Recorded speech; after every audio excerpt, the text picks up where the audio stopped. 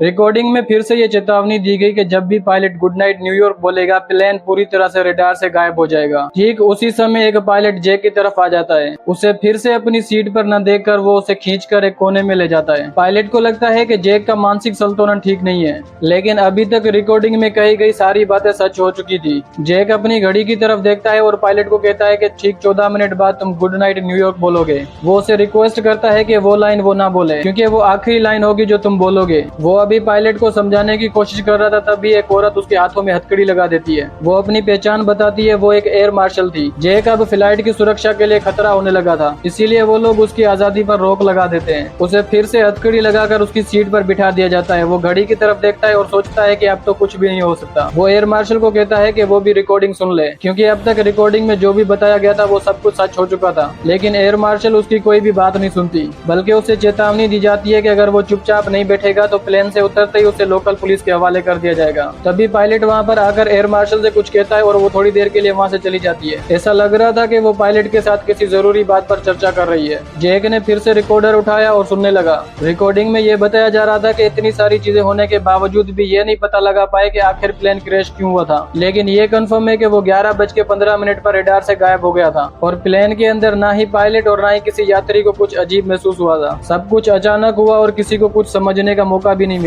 और तभी खुद को पायलट कहने वाला आदमी जैक की साइड पर आकर बैठ जाता है।